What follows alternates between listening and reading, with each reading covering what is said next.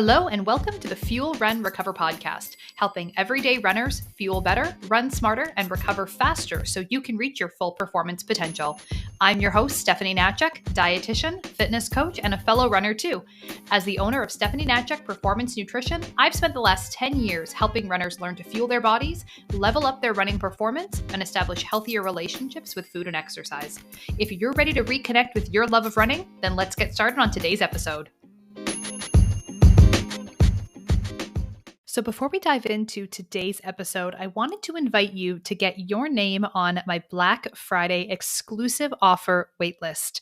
The details of what I have in store coming up for you this Black Friday are still top secret, but you are never going to know what the deals are if you don't sign up and get your name on this list. These special offers are going to be going out to the waitlist only. You're not going to find them on my social media channels. You're not going to find them on my website or anywhere else for that matter. So be sure to head over to the show notes for this episode. You're going to click on the Black Friday waitlist link, add your name and your email address to the list so that you don't miss out. All right, let's get started with today's episode. Okay, hello and welcome everybody to today's episode of the Fuel, Run, Recover podcast, where I am really, really excited to be sitting down with Fuel, Train, Recover graduate Jackie Myers, who is an ultra runner. She also works as a pharmacist in her time that she spends not running, and she is here to talk to us today about finding her fueling strategy and putting all the pieces together to have a great 50K race on a sweltering hot day, and how she went about creating her nutrition plan and giving us some tips for not only, creating your nutrition plan, but kind of getting organized and prepared and, just some of the things that come up on race day that, you need to navigate and figure out. And I think so everyone's going to get a lot of value out of hearing Jackie's story. So thank you so much for joining me today. Oh, I'm really excited. Thank you. It's an honor to be asked to be on here. All right. So I would love if you could just start by telling us a little bit about yourself, how you got into running, and then what made you want to complete an ultra race? How did that all come about for you? So as you mentioned, I'm Jackie. I live in Regina, Saskatchewan with my husband and 2 dogs who are very active right now because we're about to go on a hike and they know that they're wondering why we haven't left yet. So I'm sorry if they butt in. As you mentioned, I work as a pharmacist in the fields of HIV and addiction medicine. And yeah, I love to be outside and I love to run. I didn't always love to run. I had done like a couple small 5Ks and 10Ks earlier on in like my early 20s. And then because I didn't run but loved to be outside, I got involved in Spartan races, which I think you have done in the past too. I think we had a bit of a similar origin story. And so for those who don't know what a Spartan race is, it's an obstacle course race and they have different distances. They have a sprint, which is like 5 to 7 kilometers, a super, which is about 10 kilometers, and the beast, which is 20 to 25K, and then an ultra as well, which is a 50K. And we would kind of find different races and travel to go and do them in different areas. And I really fell in love with the Beaver Flat 50 race, which is what we're going to talk about. It's a race in Sask Landing Provincial Park, and they have different distances as well, a 5, a 10, a 20, and a 50. And so if anyone knows anything about Saskatchewan, it's very flat. However, this area of the province is not. And this race, the 50K, has over 7,000 feet of elevation in it. And so I started with the 5 and then worked my way up the ladder, did the 10, I did the 20, actually twice, but I had my first DNF on it last year. And then I decided to come back this year with a vengeance and do the 50K. Love that. Love that. We're not going to mess around with the 20K again. We're going No, straight to the I'm done. Let's go. Yeah, absolutely. That's great. And so what is it that you really love about kind of ultra, racing and especially trail racing kind of compared to the road race scene? Like, what is it about that you've just obviously really found your groove over there? I really love being outdoors. I'm in Canmore, Alberta right now with my dogs. We're just spending a weekend solo out hiking, which is really nice. And I just love being in nature. So that trail running kind of brings that into it. I'm definitely beginning a dating relationship with road racing and ran my first marathon this year. But there's something like really special about the trails where I feel just a little bit more at peace in myself. I love the variability in the terrain and the technicality in the course, the like slow, the fast, not just kind of going at one pace and getting wet and muddy. And I think like doing Spartan races prepared me for that.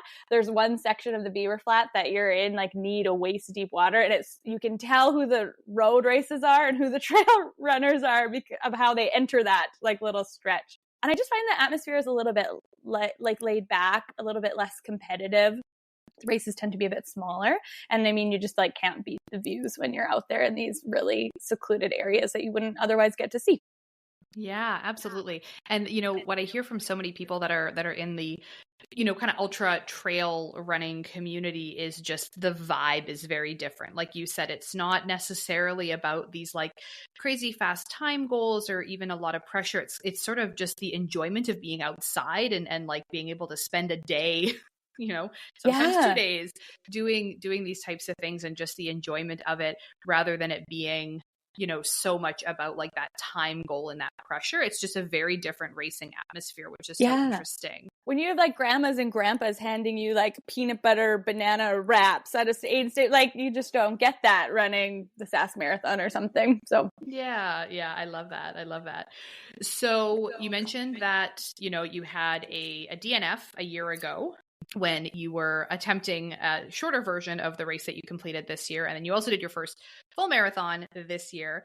And so at what point in your journey did you decide or kind of come to the realization that maybe nutrition was a little bit of a gap for you and that you needed to work with someone on that as your race day kind of got closer? Yeah, so I kind of really jumped into the running world this year and we can debate whether this was good or bad, but I wanted to do this ultra and I did the marathon as like a training for my ultra, which was a bad decision, but that's neither here nor there. That's because I didn't know anything when I came up with my strategy for the year. So I started listening to podcasts and talking to people before I would just go out and run. I never really paid attention to pace, timing myself, or any of that kind of stuff. And as I jumped into the running world, I was like, oh, there's a lot I need to learn. And I found it really overwhelming. But talking to people, I was like, okay, what am I going to focus on? And a few people who had run marathons, they said, like, I struggled with my nutrition. I was not eating enough. I was not fueling enough. So I was like, okay, that seems very important. That's going to be my focus this year. I'm going to make sure that I am fueling myself properly so that I can complete these distances. And I had about, I think it was during the pandemic too, where I was doing like a lot of exercising. I think because it was like exercising or sitting on the couch during the pandemic, and I was having all these injuries. And I went to a sports medicine doctor, and he was like, "Are you fueling yourself properly?" And so, not that it took a couple years to really get that to kick in, but I wanted to work on nutrition. So I did work with a nutrition coach kind of over like the course of the year leading up until the spring of this year, which was great. And I learned how to build a really like a solid base. And then I kind of continued on my own throughout the summer. I was just training for the ultra. But as I got close to approaching my taper, I really started freaking out about how I was going to fuel myself on that run day because okay, so the marathon was 4 hours. This is only 10 kilometers more, but it's going to be over double the amount of time. I knew it was going to take me, I didn't know exactly how long, but I knew it was going to be over double the amount of time. And I was like, I can't survive on like gummies and gels for a whole day. Like how is that going to work? So I started panicking. I knew there would be more logistics involved. And I had been following you since I kind of stepped into the running world this year. And it was just like the right place, the right time because you had a promotion on. And I was like, this is perfect. I only have a month. I need to figure out a plan. And so ideally looking back, I would have started a little bit earlier because there was so much again that I didn't realize I didn't know, but I was very appreciated. I found you at the right time. Yeah. And I think that's actually a really important lesson for people who are listening that are, planning to kind of make that leap from, a marathon distance, which is, 42.2 kilometers to that 50K kind of the, what we'll call sort of the probably the shortest ultra distance that I've seen personally would be a 50K. Yeah. I haven't seen anything that's much less than that. Is that you can't just be thinking about the distance, right? Like it's not just as simple as being an extra 8 kilometers. When you take that distance and you translate it to a trail event, like you said, you're looking at potentially more than doubling your time, given things like elevation, given things like the varying terrain, places where you have to go slow. Like it's a very, very different ball game. And it's often, we don't necessarily want to be thinking about the distance. We want to be thinking about the time. This is how we ultimately end up breaking down our nutrition goals for all distances, but definitely in the ultra scene, is you want to be thinking about it that way, because it might seem like, oh yeah, I'll just take my marathon nutrition plan and just kind of copy paste what's an extra 8 kilometers if I've already run 42. Not quite that simple though. No, even just the amount and what you're carrying on you and it was, yeah. And I don't know why it didn't like click, but I think it's because I was so into my training and I was focusing on like running and I was doing well, mostly well, like doing my fueling on my training runs. And then it was like when training slowed down and I started thinking about logistics, I was like, oh shoot, this is not the same. Yeah. Well, fortunately, you had some time to get ready. So walk us through your process for actually creating your intra-race nutrition plan, because that was really the focus of, that last month that we were working together, was getting you ready for the day and, figuring out what you're going to bring, what you're going to carry. Because again, you're looking at logistics of having to pack all of this stuff and carry it along on your back. You don't want to be overpacked, but you don't want to be underpacked. And there's a little bit of a process here. So tell us all about how you went about this, how you tracked things. What was your approach? Yeah. So step one, I hired a dietitian. Highly recommend doing that. Having someone to coach you through and guide you through is huge. And so during some of our first meetings, we talked about numbers. And before, I was mostly just focused on carbohydrates. How many carbohydrates do I need per hour? And you really opened my eyes to, okay, that's good, but we also need to focus on protein a bit to get you through the day. And we also need to focus on your sodium and your hydration and making sure that we're achieving optimal levels of all of those things, because those are going to affect your digestion and your hunger and your muscles and just all of that kind of stuff. So we got some numbers. So we figured out how much I needed per hour and what that was going to maybe look like. And then I'm such like a list person and a visual person. I have all my like notes still here from it. So then I figured out how much I was going to need for the whole race. And I was trying to be conservative. So I didn't really know how long it was going to take, but I had an idea and I kind of tacked on an extra hour to that just to make sure. So I added up, okay, so say if I need 60 grams of carbohydrates per hour, I'm going to be out there for 10 hours, I need 600 grams of carbohydrates total for my day. So I kind of masked that out and figured out what I was going to need. And then where I was lucky, and I would have really struggled if this base hadn't been there, but I had a base of foods that I have tried and that I liked and that I felt comfortable eating on runs. I've never been a like goo or gel person.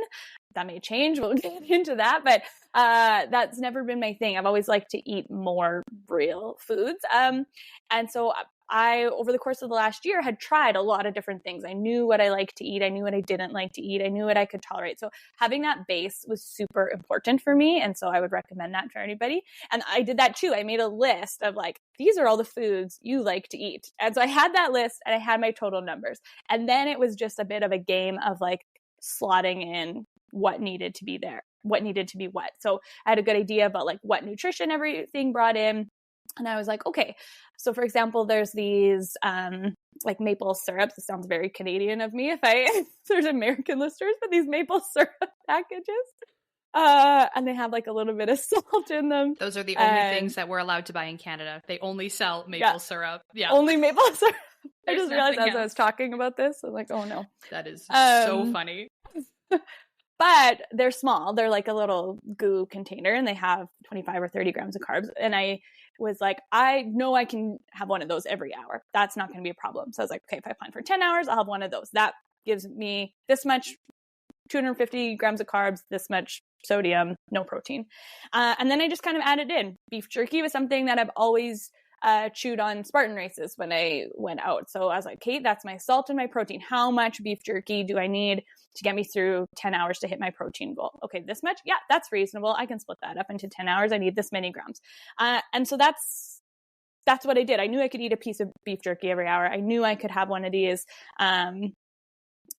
maple syrup packages. And then I just like added in the other stuff to fill in the holes and made sure that that looked reasonable. I like Pop-Tarts when I run, but that was like an unreasonable amount of food. So I was like, no, we're not going to have those. What looks right? And so that's kind of how I went about it, totaling up, taking from my base of foods that I already knew that I loved and my body could tolerate, and then just kind of masked it all out.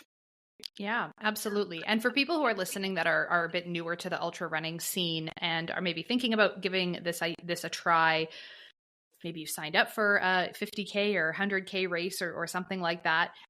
Really, one of the biggest differences between marathon nutrition or half marathon nutrition and ultra nutrition, again, given that time difference, is that it's very difficult to just fuel ourselves on just the simple, plain, fast acting carbohydrates for the duration of these events. Like if we're talking about being out on the race course for 6 hours, 8 hours, 10 hours, one of the things that we're combating along with needing to fuel our muscles is also wanting to not be super hungry.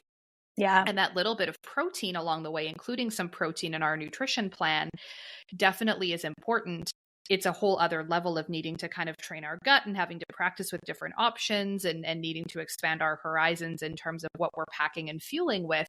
But it really does make a difference so that we're not trying to just subsist on, gels for a 10-hour event, because it's not going to cut it. Even if we are hitting that 60 grams of carbs per hour, it's definitely not something that would be ideal. Yeah. And that was a huge learning point for me, because hikes, I had never really thought, to be very honest, I never really thought about my nutrition, just kind of would throw like granola bars and stuff like that in, which I knew wasn't. I had some, and we can get to it in the upcoming parts, but like Cliff Bars, for example. I knew I like those. I would take those on hikes. So I had done that kind of stuff too, but mostly this stuff I had tried out during my runs throughout the year. And because there is a difference, like, and I was hiking for some of this trail race too, but yeah, I do find it a little bit different. So most of the stuff I had done on runs.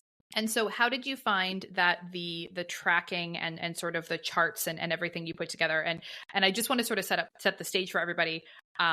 Jackie had these really helpful charts that she made where she wrote down what she took in, the brands and everything, and then plotted out like how many grams of carbs, how many milligrams of sodium, how many grams of protein she would take in over that run, kind of total it all up. And then, we really just had to kind of do a little bit of math to make sure that we were hitting our hourly targets. But it was just about taking all of these foods, figuring out the amounts, and then kind of refining it to make sure that we had a really successful plan that was going to hit each hourly target, but then also total up to what we were trying to achieve.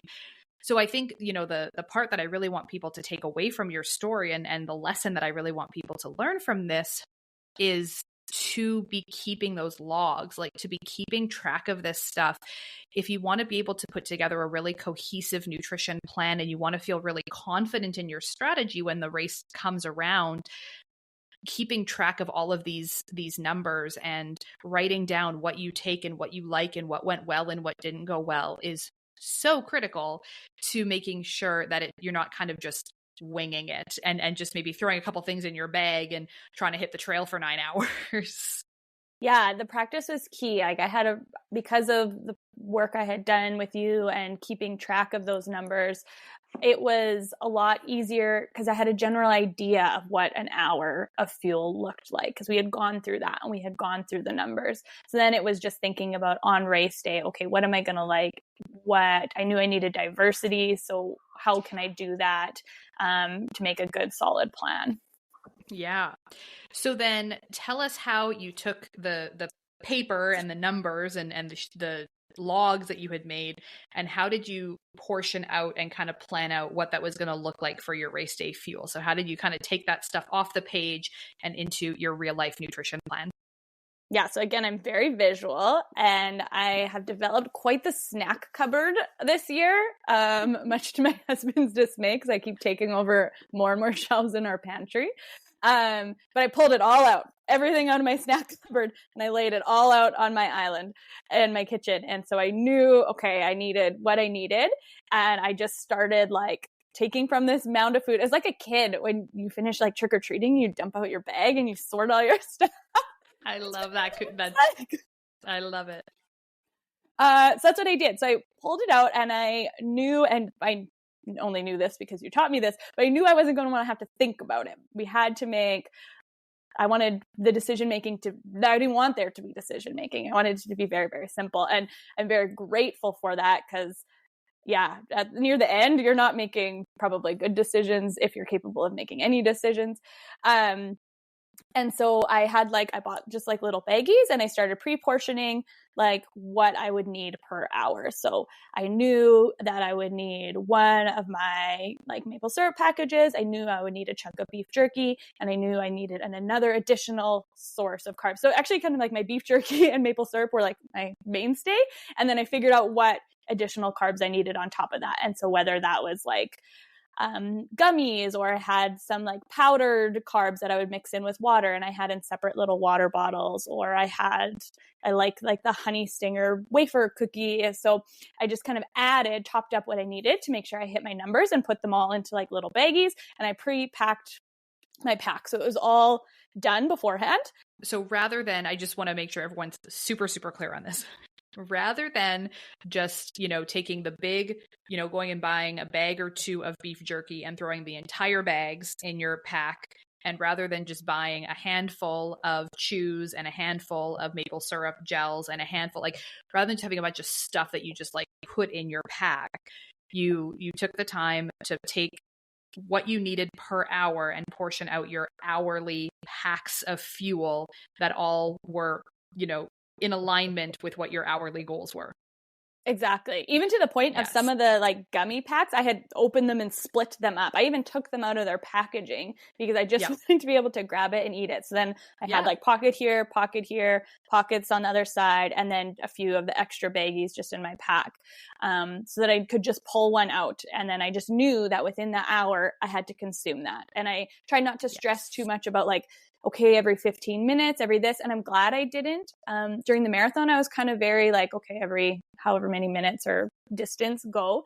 And I tried to think about that too. But when you're on a trail race like that, you may not have the opportunity to eat at some point. You may be going like way too steep of an incline, or maybe you're trying to catch some speed going downhill.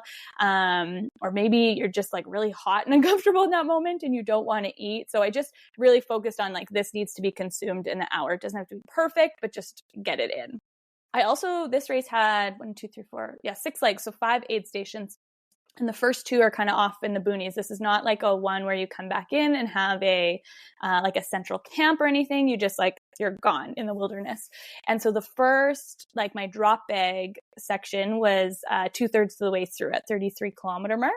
So I also pre-portioned that. I took 2/3 of my snacks with me and had those in my pack. And then I had 1/3 of my snacks left. And so I had all those little individual baggies, and I put them in a bigger Ziploc bag that I was like, pack snacks, I think I called it, or like it was a plan so that I knew exactly which bag I needed. But then I also made a bag of backup snacks because I had never done this before. And I didn't know what if I get to that 33-kilometer mark and I hate everything that I've planned to eat. And so I had pack snacks, and then I had backup snacks in a separate bag, also pre-portioned out into what I would need per hour. And I think what's important to know too, and we talked about this, was I planned for all my nutrition myself. I didn't rely on anything in the aid stations. The aid stations were just kind of a bonus. So if I got there and was like, a handful of chips look great, or a piece of watermelon is what I feel like right now, or some peanut M&Ms or whatever it may be, that was good. And sure, that was just extra, but I wanted to make sure that I had everything that I needed. And then also at the first drop bag point, I had planned for a bit of a like bigger snack while I was there too. So I had like extra Gatorade, and I had made myself a little peanut butter banana sandwich. and just a couple extra things too, because I thought maybe at that point I might be hungry or want something else. So I had kind of like my plan and then a few above and beyond things as like a cushion in case something went wrong. Yeah, absolutely. And I think, again, when we're talking about the amount of time that we're spending on these race courses, it is a matter of having options, because what I think a lot of people don't maybe realize from transitioning out of marathoning to ultra racing is taste fatigue. You know, when we're talking about needing to consume gels or chews or sports drinks or whatever for, you know, maybe 3 to 5 hours, you can get through, right? But when you get to needing to consume something for 9 hours or 10 hours or 12 hours, now all of a sudden it's a bit of a different ball game, where we're really relying on your ability to continue to take in fuel and not have nausea or taste fatigue or low appetite make you go, oh, no, I can't even imagine putting a peanut butter sandwich in my body right now. Like, oh my gosh, nothing sounds more horrible. Or maybe you're going to get to that drop bag point and you're going to be like, oh my gosh, this peanut butter sandwich is the best thing I've ever eaten. And I honestly wish I had two. You don't know what's going to happen. So it's like you have to plan, but then you also have to like plan for anything potentially unexpected. Like variety is absolutely key with having some different fueling options. Yeah, I agree. The woman who did my training plan, she was more talking about the course, but she's like, plan for something bad to happen because it's going to happen. And so I think we think about that in like getting blisters or just like feeling fatigued or muscle cramp or something like that. But I think you need to plan for something bad to happen in your nutrition strategy as well, because when you're out there for a long time, something bad probably or maybe will happen. Yeah, exactly. And it doesn't have to be as bad, right? Which we're going to talk about next. Exactly. It doesn't have to be a problem if you've planned and you've prepared accordingly. So you put in all this work, all these hours of training and trialing, and then, you know, organizing yourself and portioning out all this food and getting everything ready. And so tell us about the 50-kilometer race. Tell us how the big day went. What happened? I know that the weather ended up being a pretty significant factor, which wouldn't be expected for the middle of September, but yeah, so spoiler alert, something bad happened, but it wasn't that bad, and we'll talk about why. Yeah, I was very lucky. My husband was able to come, and I had some friends come. They volunteered on the course. One ran one of the other distances, because that was super nice to have them along. You pull up, and again, I just love the atmosphere there. It's so beautiful. It's on this like big valley overlooking a lake in southern Saskatchewan, and it was a bit of a different atmosphere this time because the North American, Central American, and Caribbean Trail Running Championships were happening there as well. So there's always like a lot of fit people. And then there was this group of very fit people there, which was incredible. But yeah, the weather I was not anticipating. So it was planned to be 30 plus, and I think it hit 33 or 34 degrees Celsius, which is like 92 Fahrenheit for American listeners. Thank you for doing that conversion for me. You are welcome. I pre-planned it. Good. But it's a very exposed course. It's not like running through the forest or shade. Like, you are out in the open. So if it's windy, it's windy. If it's hot, it's hot. If it's rainy, it's rainy. I encourage people to go like just Google Beaver Flat 50 or Prairie Sky Running and you can see like some beautiful pictures of what the course looks like, but it's open. And I really didn't anticipate how much the heat would affect me. Like probably many runners, I'm an early morning runner. I get up at 5, 6 a.m. and do all my runs there. And at 2 p.m, I was like, why didn't you run at 2 p.m. a little bit more? So that was a bit of a surprise. So we took off. I think we started at 8 in the morning. And the first 17 kilometers were very smooth. I felt incredible. Again, I had a DNF last year. I had a bit of an injury and then also was struggling with some like post-COVID lung issues. And so it was nice to like sail by the spot. I was like, oh, I remember having to stop and use my puffer here. And I remember limping off the course here. So it was nice to just kind of blow by those areas. It was a bit breezy, not too hot. It was good. I felt really good. I was way ahead of my time that I was expecting to be. And I got to the second aid station and I knew I needed to fill my pack going into the third leg. because the third and fourth legs are the hardest. There's the most elevation change, and I knew it was going to start getting hotter. So I opened up my water pack to fill it at the station, and I looked and was like, oh no, you have not been drinking enough water. I could tell right away. So I was really glad I did open it because it was a bit of a realization for me. So I filled it up and I was like, okay, I'm going to really focus on hydration in the next leg. I knew I'd be doing a lot of like hiking and walking, so I can do that. The third leg, yeah, is the hardest, is late morning, starting to heat up. I have finished my whole 1.5 to 2 liter pack of water. But it was like I had never been on this section of the course before. So it was really exciting. It was new. It was beautiful. But I was starting to feel like, I don't know if it was like a knot in my stomach or something just didn't feel perfect. It wasn't a cramp. It wasn't nausea. It was just like, I'm just not feeling great. And it was hot. I was getting hot. So we made it to the third aid station, filled up again, had, I think, a little piece of watermelon, was doing really great with my nutrition plan, eating everything that I needed to. But the fourth leg was sweltering. The wind, which Saskatchewan is known for wind, disappeared. It was gone. No clouds. There's not one single cloud in that sky the whole day.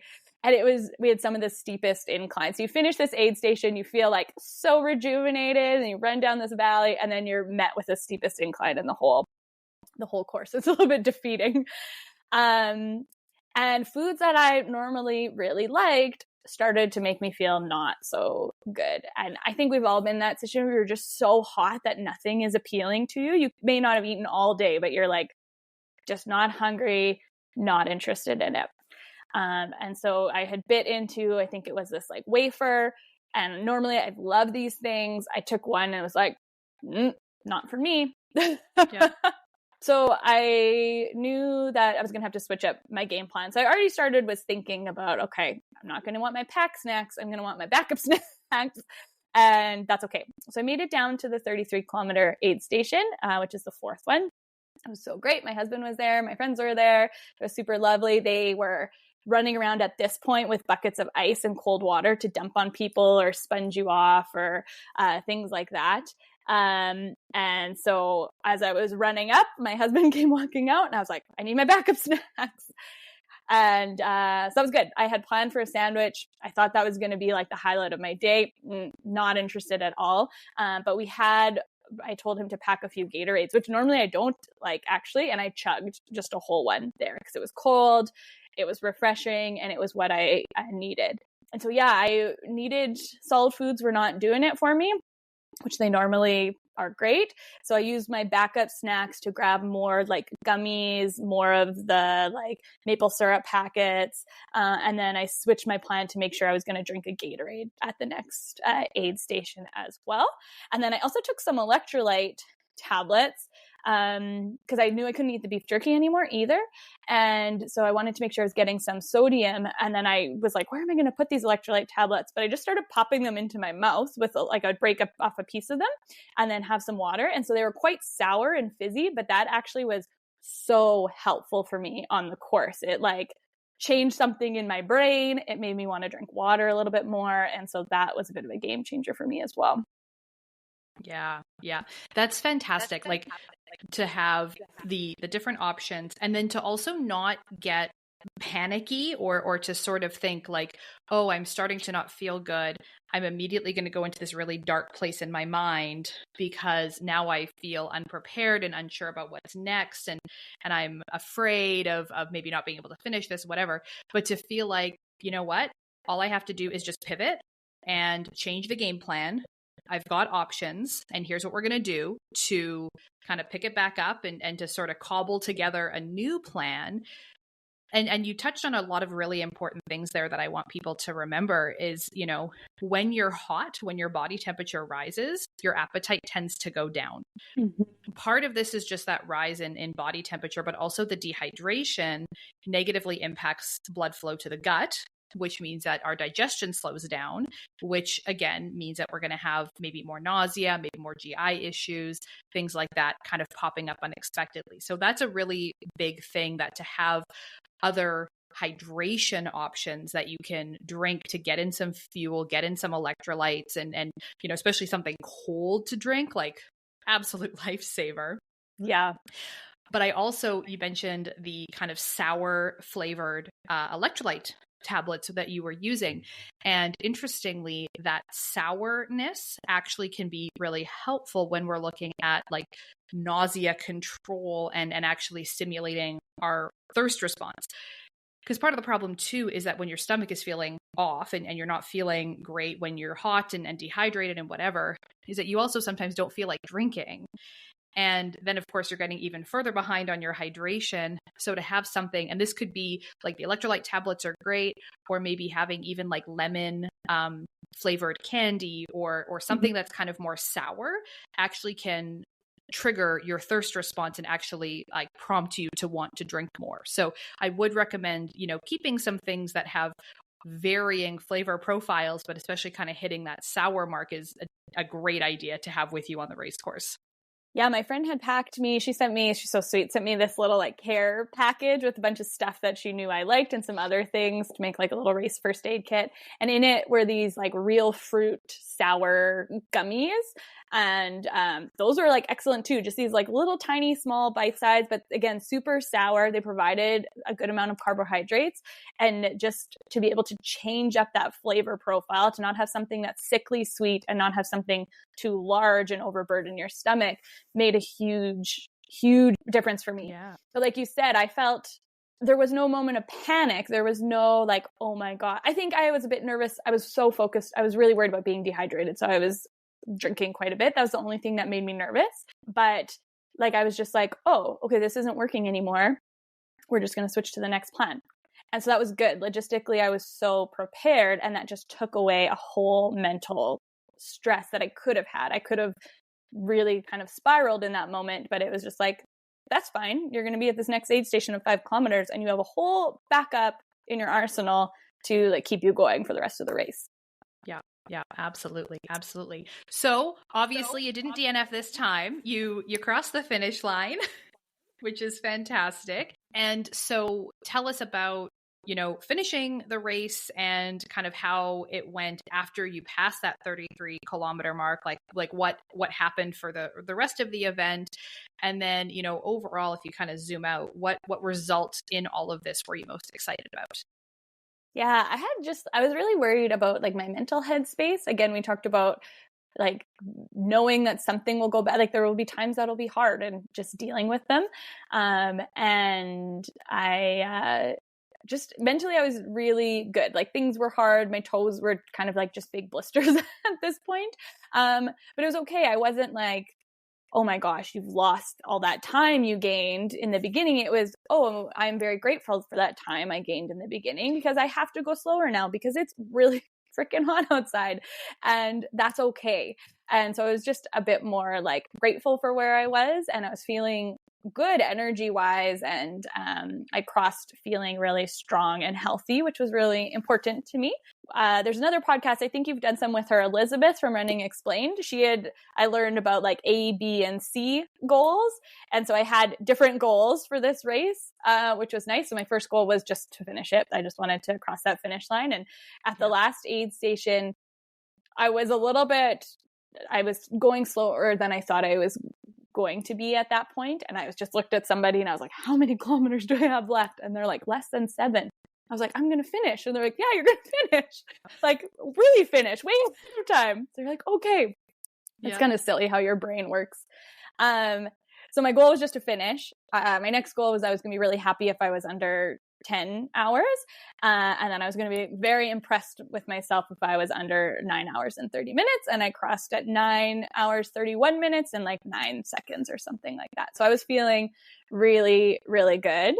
And again, difference between a like big road race and a small trail race is you cross the finish line and they have the aid station tent. Everyone has to go through it. You are not allowed to bypass it. You have to go and like sit for a second. But there's like man volunteering who's like my grandfather, the sweetest thing. You like cross the finish line, your friends kind of come up to you, but they don't really let anybody crowd you. And he grabs your hand and he goes, you just finished something incredible. Congratulations. now let me walk you to this aid station. He holds your arm and walks you to this chair and makes you sit down.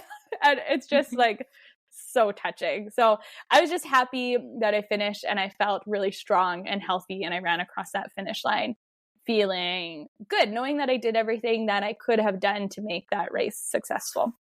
Yeah, that's amazing. That's amazing. And so for anybody who is, thinking about getting into this and kind of foraying into the ultra running space, maybe they know that their nutrition needs work and they know that it's something that they should be focusing on, or maybe they have no idea and maybe they've had really disappointing ultra race experiences and don't know what they're missing at this point in time. But what advice do you have for runners who are kind of where you were at maybe last year when you weren't able to complete your distance?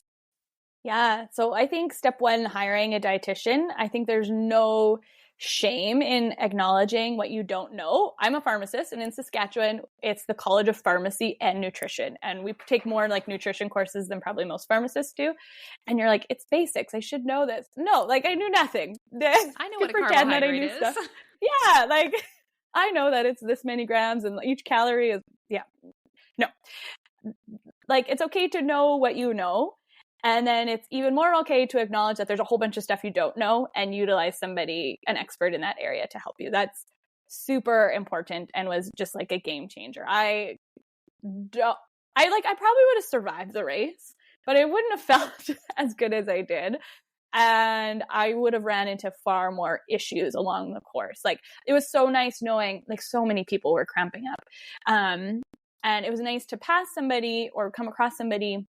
Not that you want to see someone cramping up, but to be able to stop and like, I had enough stuff that I could offer you help if you needed to. And just to know that like, I was very grateful as I passed these people who are suffering that I was like, I don't feel like this because I'm fueled and I'm feeling healthy. So that was good.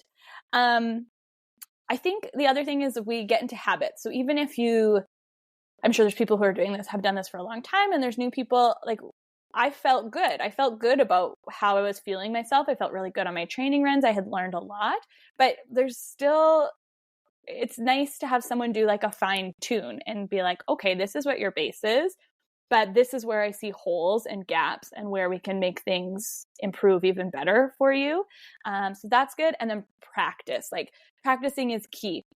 The fact that I had like a base of food and fuel options was huge for me. And now that I've had this race, I know that, okay, in heat, solid foods, as much as you thought you wanted them, not so much. So I'm in the next like training cycle here going to experiment with some more like goos and other sports nutrition to kind of supplement that so that I have some more things in my arsenal.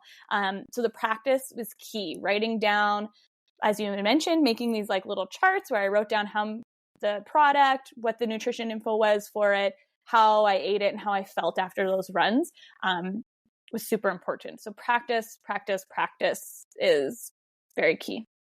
Yeah. And also, I think too, for a lot of people, there's sort of these two ends of the spectrum with ultra racing. There's like, the people who are really trying to fuel and bring more food and have enough hydration and, make sure that they're doing everything they can to get all of these targets met. Then there's sort of the minimalist mindset where people are trying to do these things on the fewest calories, the fewest, grams of carbs, trying to bring and pack the least amount of stuff with them, basically just relying on the aid stations and kind of what they can get along the course to carry them through. And I think that can be a problematic sort of mindset to have, is that you're going to be able to get by with just what they're offering at these various aid stations. Like, the expectation in my mind is that you do have a lot of what you need. And like you said, just supplementing what they offer at the aid stations, not thinking that you're going to be able to show up on race day and just take in fuel 5 times in a 50-kilometer race. Yeah.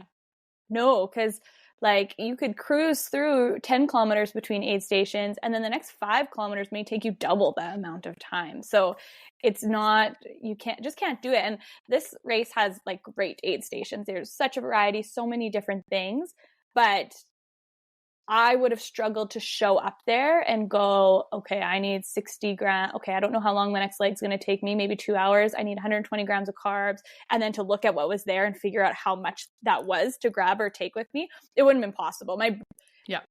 No matter how practiced you are, my brain wouldn't have been able to do that at that time.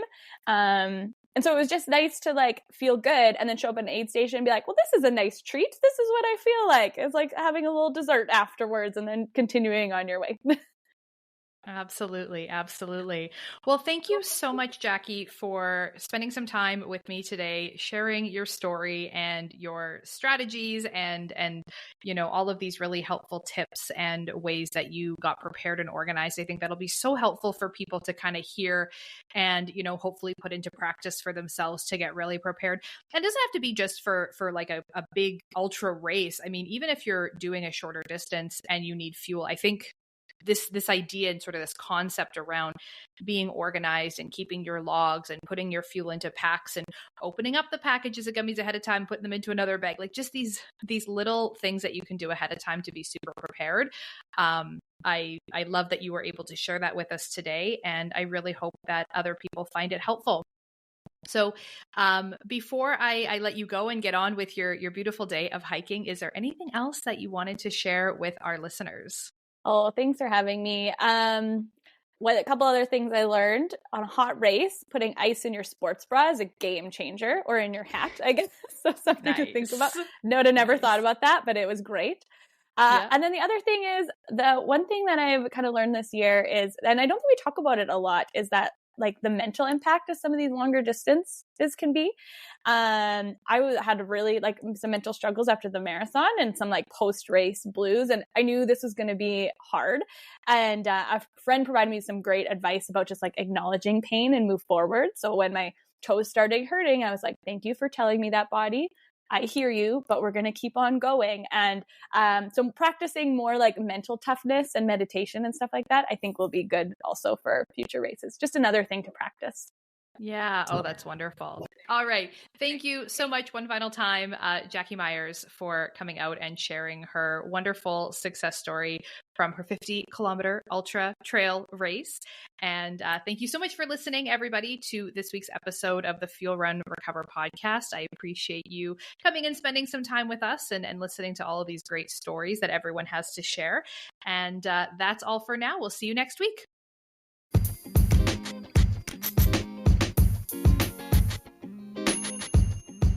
The information on this podcast is for educational purposes only and is not to be used or relied upon for the diagnosis or treatment of any health condition. This information does not create a client-practitioner relationship and should not be used as a substitute for professional medical advice.